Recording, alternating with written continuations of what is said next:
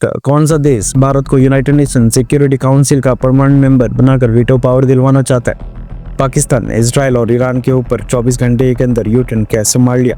Turkey के PoK के साथ प्रधानमंत्री मोदी ने क्या खेल कर लिया है? और प्रधानमंत्री मोदी जी की कनाडा में कौन सी मीटिंग कैंसिल हो गई है? काफी सारी इंपॉर्टेंट अपडेट्स आ रही हैं जो आपको मेन स्ट्रीम मीडिया के न्यूज चैनल्स के ऊपर भी देखने को नहीं मिलेंगे, इसलिए इस वीडियो को अंत तक जरूर देखिएगा। ईरान और इसराइल के बीच सिचुएशन अब काफी ज्यादा सीरियस हो गई है और ये कॉन्फ्लिक्ट 6 डे में एंटर हो चुकी है। जैसा कि हमने आपको बताया था, ईरान में स्थित भारत की एम्बेसी ने स्पेशल बसेस कैरिंग के स्टूडेंट्स और इंडियन नेशनल्स को आर्मेनिया के बॉर्डर तक ले जाना स्टार्ट कर दिया है। कल देर शाम से ये प्रक्रिया स्टार्ट हो चुकी है। ये कुछ विजुअल्स ईरान और आर्मेनिया से भारत के स्टूडेंट्स और इंडियन नेशनल्स के आ रहे हैं जो आपकी स्क्रीन के ऊपर चल रहे हैं। रिपोर्ट्स के मुताबिक पहले कुछ बैचेस आर्मेनिया पहुंच चुके हैं और उनको जल्दी एयरलिफ्ट करके भारत वापस लाया जाएगा। इंडियन एयरफोर्स का एक मिलिट्री ट्रांसपोर्ट प्लेन एक स्पेशल फ्लाइट के जरिए इन सबको भारत वापस लाने का प्लान है। भारत की एम्बेसी ने ईरान की राजधानी तेहरान सिटी में प्रेजेंट सभी इंडियन नेशनल से कहा है कि अगर वो खुद की ट्रांसपोर्टेशन अरेंज कर सकते हैं तो सबसे पहले तेहरान सिटी से बाहर निकलें तो आर्मेनिया बॉर्डर तक पहुंच जाए। एटलीस्ट सबसे पहले तेहरान सिटी से बाहर निकलकर किसी दूसरे लोकेशन के ऊपर सेफली पहुंच जाए। रिपोर्ट्स के मुताबिक तेहरान सिटी के ऊपर एक बड़ा हमला हो सकता है, इसलिए भारत की एम्बेसी ने ईरान में प्रेजेंट सभी इंडियन से कहा है कि एम्बेसी कॉन्टैक्ट करके अपनी लोकेशन और फोन नंबर्स प्रोवाइड करें ताकि अगर इवैक्यूएशन की नीड हो तो भारत सरकार मदद कर सके। इवैक्यूएशन ऑपरेशन और इंडियंस की मदद के लिए भारत सरकार ने विदेश मंत्रालय के अंदर 24/7 कंट्रोल सेंटर भी बनाए हैं और यहाँ पर दिन रात एक टीम रहेगी जो इंडियंस की मदद करेगी। ईरान इजराइल सिचुएशन अब और भी एग्रेसिव हो रही है और इसराइल में जो अमेरिका की एम्बेसी है वो भी ईरान के अटैक में हिट हो गई है। अब ईरान ने ये जानबूझकर किया है या फिर गलती से हो गया है ये तो खैर पता नहीं, लेकिन अमेरिकन एम्बेसी पूरी तरह से तबाह हो चुकी है। बताया जा रहा है कि इसराइल में स्थित अमेरिकन एम्बेसी के एक सेक्शन डैमेज हुए हैं और इस हमले के बाद अमेरिका के प्रेसिडेंट डोनाल्ड ट्रंप ने भी अपने कनाडा का दौरा बीच में ही छोड़ दिया है। डोनाल्ड ट्रंप G7 समिट को अटेंड करने के लिए कनाडा गए थे, लेकिन बीच में ये समिट कंप्लीट किए बिना वो वापस अमेरिका चले गए हैं। प्रधानमंत्री मोदी जी को डोनाल्ड ट्रंप के साथ एक बायलैटरल मीटिंग भी करनी थी, लेकिन डोनाल्ड ट्रंप प्रधानमंत्री मोदी के लैंड होने से कुछ ही घंटे के अंदर वापस अमेरिका चले गए, इसलिए डोनाल्ड ट्रंप और प्रधानमंत्री मोदी जी की बायलैटरल मीटिंग नहीं हो पाएगी। व्हाइट हाउस ने कहा है कि इसराइल ईरान सिचुएशन के कारण डोनाल्ड ट्रंप को G7 समिट बीच में ही छोड़ना पड़ा। प्रधानमंत्री मोदी जी अब कनाडा में बाकी वर्ल्ड लीडर्स के साथ मीटिंग करेंगे। वैसे न सिर्फ भारत बल्कि अमेरिका, यूके, यूरोप समेत दुनिया के कई सारे देशों ने अब ईरान को लेकर एडवाइजरी जारी की है और कहा है कि उनके सिटीजन्स तेहरान सिटी को जल्दी से छोड़कर बाहर आ जाए। अब इसराइल का प्लान तेहरान सिटी को गाजा की तरह फ्लैग बनाने का हो। नेक्स्ट अपडेट आ रही है अमेरिका और पाकिस्तान के ब्रोमांस के बारे में। न्यूज निकल कर आ रही है कि पाकिस्तान का army chief field marshal Asim Munir 5 दिन के दौरे के ऊपर अमेरिका गया हुआ है और उसकी अमेरिका से काफी सारी वीडियोस वायरल हो रही है। अभी 2 दिन पहले 14 तारीख को अमेरिका के 250वां आर्मी डे था और उसके एक ही दिन बाद आसिम मुनीर अमेरिका पहुंच गया है। अमेरिका विजिट के दौरान Asim Munir Donald Trump administration और यूएस आर्मी की टॉप लीडरशिप के साथ मिलने वाला था, लेकिन ये जो इसराइल और ईरान के बीच वॉर स्टार्ट हो गई है इसने आसिम मुनीर और पाकिस्तान का सारा प्लान खराब कर दिया है। अमेरिका और इसराइल दोनों जगह गवर्नमेंट और top military leadership war situation को हैंडल करने में बिजी हो गई है और आसिम मुनीर के साथ अभी तक कोई भी हाई लेवल मीटिंग नहीं हो पाई है, जिसके बाद आसिम मुनीर अमेरिका में पाकिस्तान की डायस्पोरा के साथ मिल रहे हैं। इसके साथ ही पाकिस्तान आर्मी चीफ के ऊपर सवाल इसलिए भी खड़े हो रहे हैं क्योंकि ईरान और पाकिस्तान दोनों आपस में पड़ोसी देश हैं और इतने क्रूशियल टाइम में पाकिस्तान आर्मी चीफ देश को छोड़कर अमेरिका विजिट के ऊपर चले गए हैं। एक और इम्पोर्टेंट अपडेट आ रही है पाकिस्तान की पार्लियामेंट्री से और ये रिलेटेड है ईरान से। आपको याद होगा कल मैंने आपको एक न्यूज़ दी थी जिसमें बताया था कि ईरान के national security council member Mohsin रजाई ने 2 दिन पहले एक इंटरव्यू में स्टेटमेंट दी है जिसको उन्होंने बताया कि पाकिस्तान की सरकार ने ईरान की गवर्नमेंट और ईरान के सुप्रीम लीडर से प्रॉमिस किया है कि अगर इसराइल ने ईरान के ऊपर न्यूक्लियर मिसाइल से अटैक किया, यानी कि परमाणु हथियारों का इस्तेमाल करके ईरान के ऊपर हमला किया, तो फिर उस केस में पाकिस्तान बीच में कूदेगा और फिर पाकिस्तान में इसराइल के ऊपर अपने न्यूक्लियर वेपन्स और न्यूक्लियर मिसाइल्स फायर करेगा। यानी पाकिस्तान ने ईरान से वादा किया है कि वो उनका बदला लेंगे और अपने न्यूक्लियर वेपन्स ईरान के डिफेंस के लिए भी इस्तेमाल करेंगे।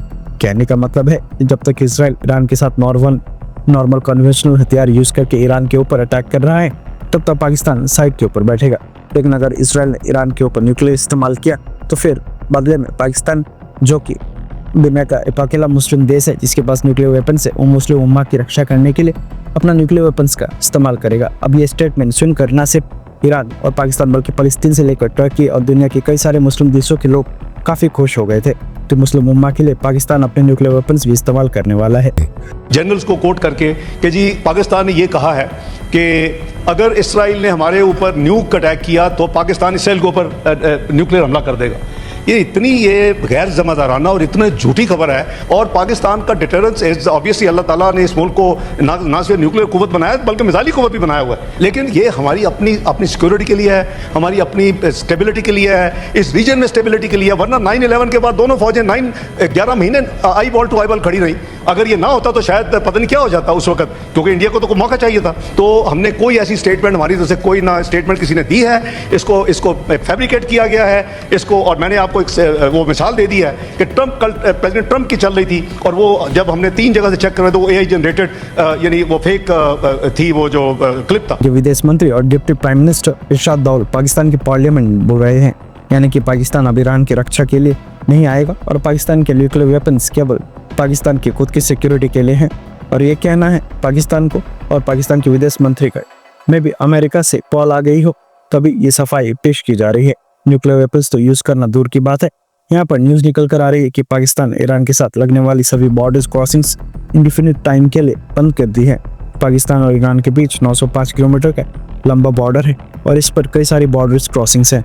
यह सब पाकिस्तान ने अगले आदेश तक के लिए बंद कर दी है। अब इससे ईरान से कोई भी व्यक्ति पाकिस्तान के अंदर एंटर नहीं हो सकता। इसके अलावा कनाडा से भी एक इंटरेस्टिंग न्यूज निकल कर सामने आ रही है। दरअसल डोनाल्ड ट्रंप जी समय कनाडा में बाकी G7 लीडर्स के साथ मिलकर मीडिया को संबोधित कर रहे हैं। वहां पर उन्होंने रखा है कि रशिया भी G7 प्रेजेंट होना चाहिए, यानी कि पहले जब रशिया की इंक्लूजन के साथ G8 समिट हुआ करता था तो वैसे ही कुछ दोबारा होना चाहिए था। डोनाल्ड ट्रंप ने मीडिया के साथ बात करते हुए कहा कि कनाडा के पिछले प्राइम मिनिस्टर जस्टिन ट्रूडो और पिछले अमेरिकन प्रेसिडेंट बराक ओबामा, इन दोनों ने साजिश करके रशिया को G8 से बाहर कर दिया और ये G7 बन गया। उन्होंने ऐसा करके गलत किया। डोनाल्ड ट्रंप ने लिटरली इंसल्टेड वर्ड का यूज करते हुए कहा कि ट्रूडो और ओबामा ने जो रशिया को G8 से बाहर फेंका, इससे रशियन प्रेसिडेंट व्लादिमीर पुतिन की इंसल्ट हो गई थी। यानी कि डोनाल्ड ट्रंप अभी आइडिया प्रमोट कर रहे हैं कि रशिया को वापस लाकर G7 को G8 बनाया जाए। वैसे आगे चलकर क्या होता है वो तो खैर पता नहीं, लेकिन जब डोनाल्ड ट्रंप इस चीज़ को बोल रहे थे तब G7 के बाकी लीडर्स काफ़ी अचंभित हो गए थे कि डोनाल्ड ट्रंप ऐसी डिमांड कैसे कर सकते हैं, क्योंकि कनाडा ने जिस तरह से भारत को इन्वाइट किया वैसे यूक्रेन के प्रेसिडेंट व्लादिमीर जेलेंस्की को भी इन्वाइट किया गया है। अभी डोनाल्ड ट्रंप हैं और न सिर्फ भारत बल्कि पूरी दुनिया को इनको झेलने पर मजबूर है। अपडेट आ रही है साइप्रस से। प्रधानमंत्री मोदी जी अभी तो खैर कनाडा में हैं, लेकिन कल जब वो साइप्रस में थे उन्होंने एक ऐसे मास्टर स्ट्रोक खेला है जिससे टर्की और टर्की प्रेसिडेंट अर्दोगान की नींद हराम हो गई है। दरअसल साइप्रस का जो नॉर्दर्न पार्ट है उसको टर्की ने 1974 से इलीगली ऑक्यूपाई करके रखा हुआ है और इसको नाम दिया है Turkish republic of northern Cyprus और इसको केवल टर्की मान्यता देता है। अब जो इंडिपेंडेंट साइप्रस है यानी रिपब्लिक ऑफ साइप्रस, ये लोग आज भी अपनी टेरिटरी वापस मांग रहे हैं, लेकिन टर्की ने यहाँ पर अपनी 300 से भी ज्यादा ट्रूप्स को तैनात कर दिया है और न सिर्फ सेना बल्कि यहाँ पर हथियारों को डिप्लॉय करके रखा हुआ है। इवन यूनाइटेड नेशंस और सिक्योरिटी काउंसिल भी बोल चुकी है कि टर्की ने इंटरनेशनल लॉज का उल्लंघन करके इलीगली इसको ऑक्यूपाई करके रखा है और टर्की अपनी सेना को यहाँ से वापस ले। अभी जो नॉर्दर्न साइप्रस और रिपब्लिक ऑफ साइप्रस है, इन दोनों को डिवाइड करते हुए एक एरिया है जिसको बफर जोन कहा जाता है। टर्की की सेना काफी स्ट्रांग है, इसलिए टर्की की जबरदस्ती आगे आकर साइप्रस को का और भी एरिया हड़प ना ले, इसे यूएन सिक्योरिटी काउंसिल ने यहाँ पर इसे बफर जोन में United Nations peace keeping force को तैनात करके रखा हुआ है। अब प्रधानमंत्री मोदी ने क्या किया है कि सबसे पहले तो साइप्रस जाकर साइप्रस की टेरिटोरियल इंटीग्रिटी के ऊपर साइप्रस की सरकार को समर्थन दिया और उसके साथ ही भारत ने कहा कि नॉर्दर्न साइप्रस के इश्यू के ऊपर हम यूनाइटेड नेशन सिक्योरिटी काउंसिल के रिजोल्यूशंस के आधार पर इस पूरे मुद्दे का निपटारा चाहते हैं, जो कहता है कि टर्की ने इसको इलीगली ऑक्यूपाई करके रखा हुआ है और टर्की यहाँ से अपनी सेना को वापस ले। इससे भी एक कदम ऊपर जाते हुए प्रधानमंत्री मोदी जी ने क्या किया कि रिपब्लिक ऑफ साइप्रस और टर्की ऑक्यूपाइड नॉर्दर्न साइप्रस के बीच जो बफर जोन है, प्रधानमंत्री वहां पर भी पहुंच गए, वहां पर साइट सीइंग भी की और साइप्रस के प्रेसिडेंट खुद प्रधानमंत्री मोदी के साथ फ्रंट लाइन के ऊपर गए और इनको दिखाया कि टर्की ने कैसा और कहां तक इलीगली ऑक्यूपाई करके रखा हुआ है। अब इससे वैसा हुआ कि फॉरेन लीडर पीओके के बॉर्डर के ऊपर चले गए, इसलिए इसको बड़ी चीज माना जा रहा है। अब साइप्रस भारत का सपोर्ट और प्रधानमंत्री मोदी की कंट्रीब्यूशन से इतना खुश हो गया कि साइप्रस ने प्रधानमंत्री मोदी को अपने देश का हाईएस्ट सिविलियन ऑनर भी दे दिया और उसके साथ ही भारत के लिए अनाउंस किया कि यूनाइटेड नेशन सिक्योरिटी काउंसिल में परमानेंट मेंबरशिप के लिए भारत की जो बिड है यानी वीटो पावर है उसके लिए भारत का जो प्रयास है हम उसमें भारत का समर्थन करेंगे और सिक्योरिटी काउंसिल में रिफॉर्म्स के बाद परमानेंट मेंबरशिप के लिए भारत को वोट करेंगे। तो टर्की और टर्किश प्रेसिडेंट एर्दोगान अगर अपने लिमिट्स को क्रॉस कर रहे हैं और युद्ध के दौरान भी पाकिस्तान को सपोर्ट करेंगे तो प्रधानमंत्री मोदी जी का ये कदम बनता ही है। और प्रधानमंत्री मोदी जी की ये साइप्रस विजिट काफ़ी ज़्यादा इंपॉर्टेंट हो गई है, वरना साइप्रस काफ़ी छोटा सा देश है और एक अकेले हरियाणा के अंदर ही 5 साइप्रस जितने देश निकल आए।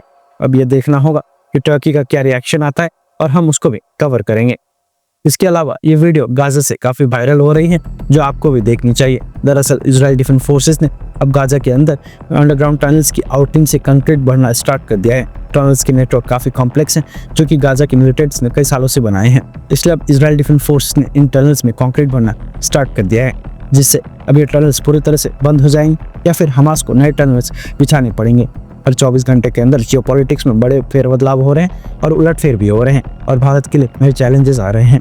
कोई देश अपने फैसले से पलट पाए तो कोई देश ब्लैकमेलिंग के ऊपर उतर आया है। सभी देश एक दूसरे के नीचे लगाने की कोशिश कर रहे हैं। इन सबके बीच हमारा भारत किसी भी देश से पीछे ना रहे, इसलिए मोदी सरकार लगातार कोशिश कर रही है और भारत की foreign policy, defence news, economy और ग्लोबल अफेयर्स का सही एनालिसिस हमारे चैनल वॉइस ऑफ इंडिया का मिशन है और ये मिशन आपके सपोर्ट के बिना अधूरा है।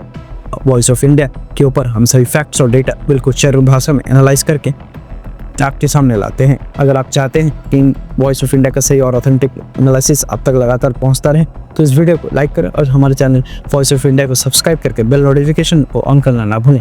आपका एक लाइक हमारे चैनल को ग्रो करने में काफ़ी मदद करेगा और एक सब्सक्राइब जो सुनिश्चित करेगा कि आप किसी भी इंपॉर्टेंट अपडेट को मिस न करें। अगर आपने हमारे चैनल को पहले से ही सब्सक्राइब किया है तो दिल से धन्यवाद। फिर मिलेंगे ऐसे एक नई वीडियो के साथ, तब तक के लिए जय हिंद, जय भारत।